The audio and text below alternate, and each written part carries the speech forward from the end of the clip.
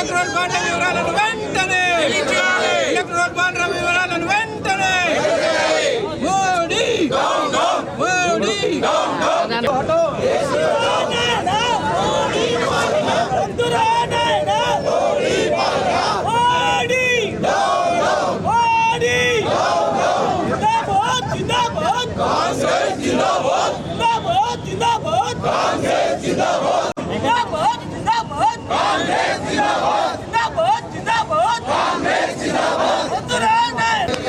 Electoral బాండ్ల వివరాలను వెంటనే జై కాంగ్రెస్ జై కాంగ్రెస్ మోడీ కు హటాओ మోడీ కు హటాओ మోడీ కు హటాओ మోడీ కు హటాओ జై కాంగ్రెస్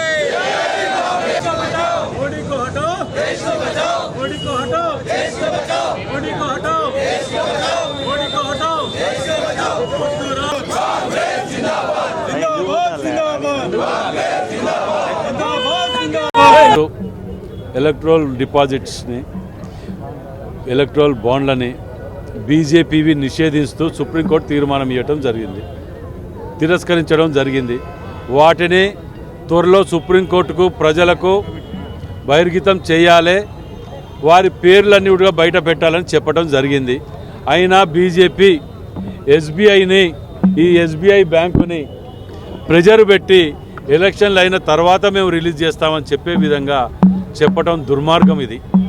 ఎందుకంటే ఇవి వెనుక వాస్తవాలు బయటకు వస్తే బీజేపీలకు డిపాజిట్లు రావని తెలిసి వాటి మీద ప్రెజర్ పెట్టి ఎలక్షన్లు అయిపోయాక రిలీజ్ చేయాలని చెప్పడం అంటే ఎంత దుర్మార్గమో ప్రజలు గమనించాలి. వీళ్ళ ముసుగును తొలగించండి.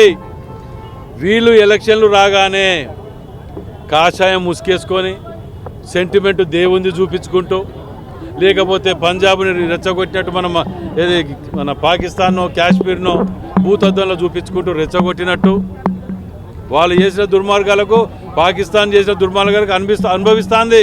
ఎవరు క్షమించారు? అది మీరు కొత్తగా చెప్పేదే ఉన్నదల్లా సర్జికల్ స్ట్రైక్ అంటాడు. సర్జికల్ స్ట్రైక్ మీరు చేయలేదా?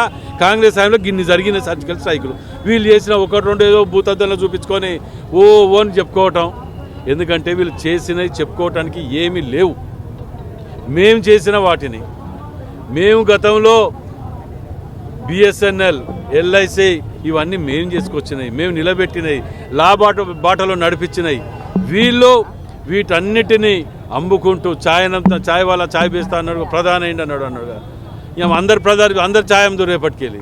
అదే కనుక నిజమైతే అవి అమ్మినో కానీ ఆ ముసుకేసుకొని బిఎస్ఎన్ఎల్ లాంటివి ఎల్ఐసి లాంటి వాటిని సర్వనాశనం చేసి ఇవాళ కొత్తగా మళ్ళీ ఎలక్షన్లకు రాముని పేరు పెట్టుకొని రాముని ఫోటో పెట్టుకొని నేను పెళ్లి చేసుకోలేదు ప్రజల మనిషిని చెప్పి చేసుకున్న వాళ్ళని వదిలిపెట్టి ఇదంతా చేసిన చరిత్ర మర్చిపోతారు అనుకొని మళ్ళా ప్రజల దగ్గరకు వచ్చి మోసం చేసే ప్రయత్నం చేస్తున్నారు. ముఖ్యంగా యువకులకు మేధావులకు విజ్ఞప్తి చేస్తున్నా, వీళ్ళ మాయ మాటలను నమ్మకండి.